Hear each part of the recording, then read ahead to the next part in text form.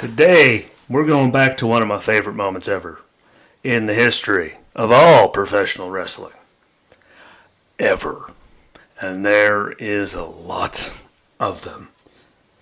We're going back to December 2001, which, now that I look at it, go, damn, that was almost 20 years ago. And yes, sadly, here in a few short months, we will be there to the 20-year mark.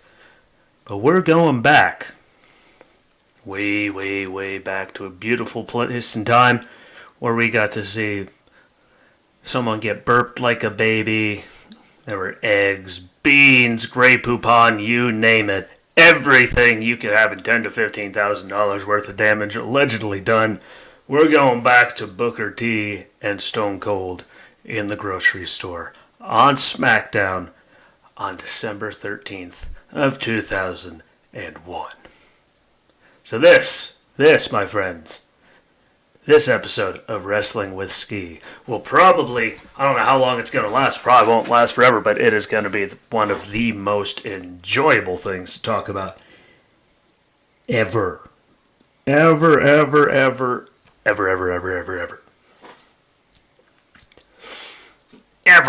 And that's back still when, I'm pretty sure Ric Flair was still doing the part owner thing. Like the half owner. Like, that whole thing was still going on when this happened. That's how long ago this was.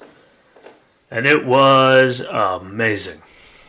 Amazing. And it starts out when you see them. There's Booker breaking into a cereal box to eat some of it. And you hear this voice come over the PA system in the grocery store, over the intercom. And then shoppers, there's cans of whoop-ass on aisle 2. That's aisle 2. And then a poor guy with a bald head and a goatee and some track pants goes and walks by him.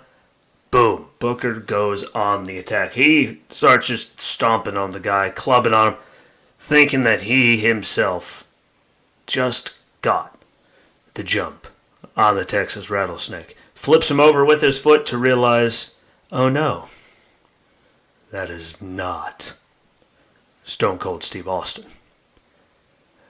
And we all see it in the background. There he is, walking up behind him. Vince is yelling, turning around, Book. Rick's laughing, he can't hear you. And the perfect way for Stone Cold to let you know that he has got you is just the simple cracking of a beer behind Booker. And then look at all the shenanigans that happen after. I think it was a little over 7 minutes of just pure destruction. I saw just a day. He throws him into the produce section where it all started. It starts beating him, beats him with an orange. Squirts ketchup all over him. Asks him if he needs some ketchup for that ass whooping. Or with that ass whooping, whichever he said. This is all coming off of just the head right now. Then the poor soul, he throws him into the little mini gourds that they always have around the holiday time in the produce section. And that one I will say probably actually did kind of suck. Oranges, whatever's holding them, it's going to suck a little. But gourds, oranges will blow up. Gourds, they're just smashing right like that. Had to suck. And we get the infamous, excuse me, sir, would you like some Grey Poupon? As he's just spraying them with you hear, that was the condiment aisle, which means there are bottles of vinegar, all kinds of stuff just exploding all over the floor, as you hear in the background. Throws them into the poinsettias, which my mother always gets a poinsettia for the holidays. Always did. Stone Cold apparently thought that those were very pretty flowers. And asked Book if he wanted some before he threw them back into them. That was the infamous. He sitting there, starts throwing, big old bowls and nuts on top of them. Throws some beans on him. You want some beans, Book?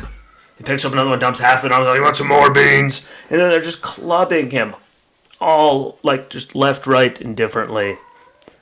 All over the place. And by this time, I'm still laughing, thinking about it right now, right here on the back of my head as I'm holding back this laughter.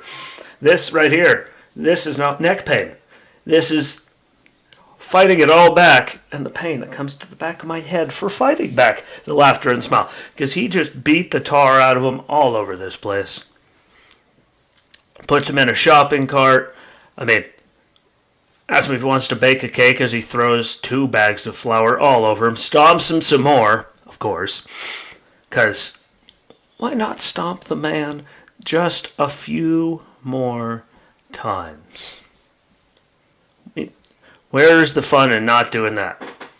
As he's pushing him in the cart, they go right by the cooler where they keep the milk and all that, and shoves him into the back storeroom, slams him into whatever you can't really see because they don't turn the lights on the camera until after they're in there. And Booker, tries to scoot out that side. The next thing you see is eggs flying through the camera screen, and Stone Cold starts smashing him eggs all over him. Then him into his head, everything, just blowing them up all over the place. Which is amazing. It's glorious. He goes and he finds a big case of the premium saltine crackers. And who in their life has not had premium saltine crackers still to this day? They're still there. And he goes and tries to grab a whole entire case of them. Booker finally gets a kick in.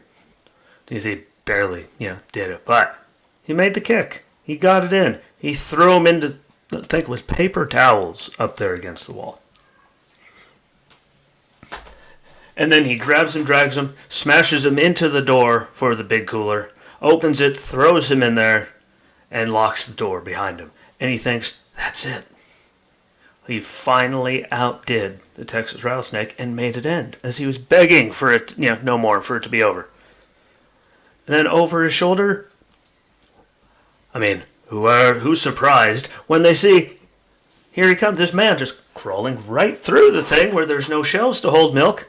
And there he is, Stone Cold comes back again with a thing of milk, dumps it on him like he does it to beer. And thanks, Book. You got milk? And boom, right back on the attack. Like it's never ending. Ever. And don't forget that on the way to the cooler, he stopped. And they went by, thing of beer, grabbed a beer, drank part of it, smashed it off of Booker's head, put the rest of the case in his lap before he threw him into the storeroom and all that happened. Because, who doesn't need a cold one? Who's never wanted to be at the store and drink beer? That's why you go to Lowe's Foods down here. You can do those things. It's a glorious, glorious thing. Just to finally be able to do it when you're finally old enough. Like, yes! Ah! And it's amazing. On the way towards the register, he shoves him down the aisle, goes back, grabs some, diapers, rips the thing open, opens up, little baby, you need a diaper? And you want a burp? And just starts wailing on Booker. Wham, wham, beating the, like it was just, I don't know what Booker did, but it was just pretty much the whole time. Just ass whooping. Then they go buy the fresh coffee, he wants some coffee, throws it on him,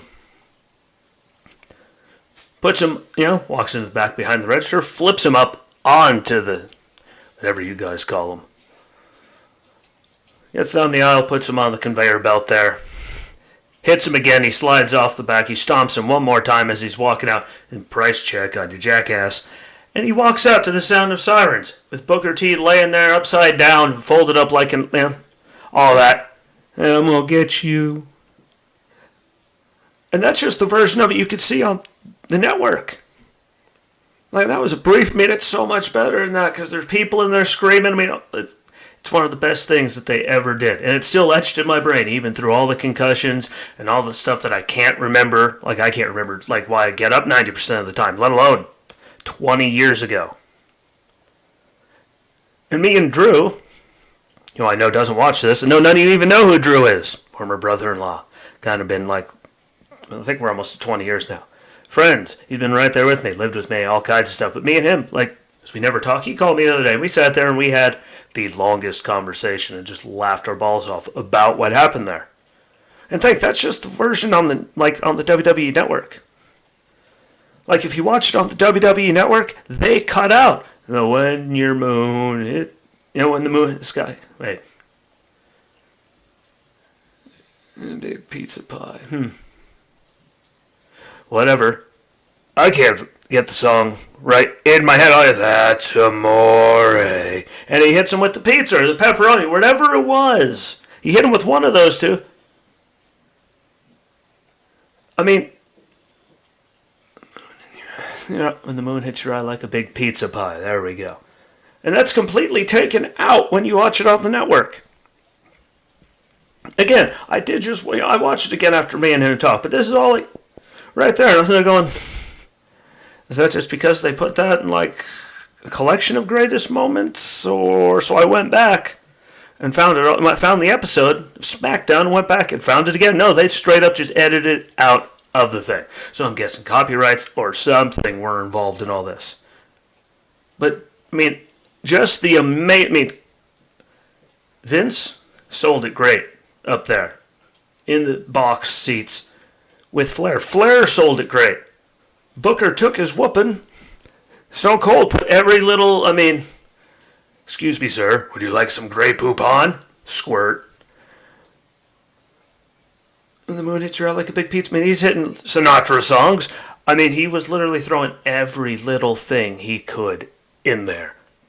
And I don't know if you ever seen it. If you haven't seen it, look up Stone Cold and Booker T grocery store. You won't have to look any farther than that. If you don't have the WWE Network, just go on YouTube. Look it up. If you don't remember, you have no idea what I'm talking about. You just want a good laugh. Watch it, because if you don't laugh when you see it, there really is something wrong with you. Like, that was gold. And look, it was Stone Cold and Booker T, which shows you where WWE felt Booker T was supposed to be at that point. And this is well before the King Booker stuff. Well before. And he still got, like, that far over and got to do that with Stone Cold. And you saw me, like, holding the thing, but, like, my hands were going, like, I didn't need any help writing that. Like, that was one of the best segments I have ever seen. Ever.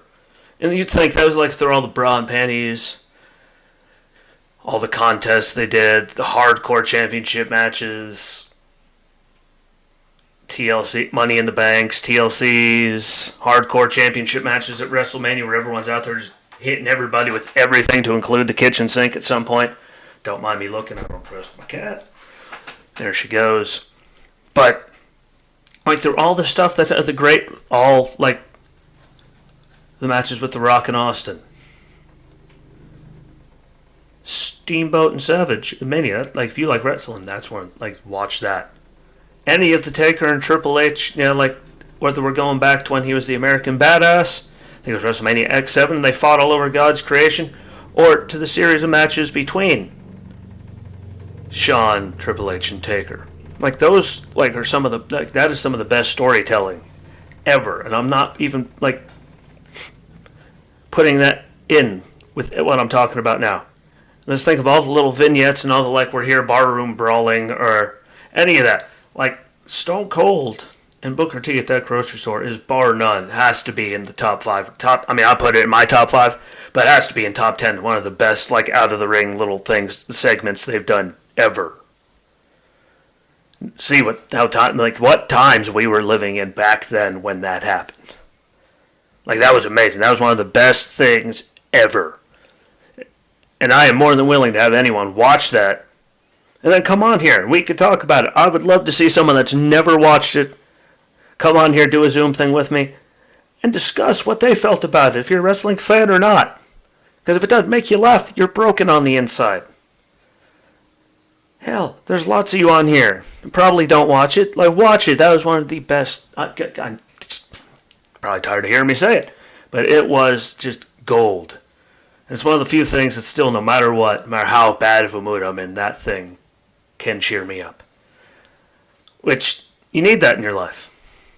Just like this, yeah. The half tooth. That puts a smile on my face. Stuff like that. People tell me to stop messing with it all the time. I never will. But, yeah, please, just go back. Watch it. Comment on this and tell me what you think after you do it. Comment on the page. Just put a post on the page and tell me what you think about it. But please, someone let me know you watched this and tell me what you think. Because that's one of my favorite things ever. And with that being said, I'll be back on tomorrow. Go over Smackdown before I take my one-day break on Sunday to watch something else, but won't be posting anything video-wise. But with that, hopefully, you can enjoy the weekend. The weather's good wherever you are. Even if it's like cold, I mean, at least it's not like snowing or pouring down rain. Which is a great change of pace. Like, I'll take the temperature fluxes that we've had down here, even like from 83 down to like the 30s. Like, in less than 24 hours. Like, I'll take that. Because at least it's dry, which it didn't do forever. So, enjoy your weekend. Be good to each other. Again, tell me what you think. Enjoy your Friday at least. And I'll be back here tomorrow. We go over whatever happens on Smackdown, which I think there's going to be some good stuff to include that cage match. So, till tomorrow, my friends, have a good Friday night. Stay safe. Peace.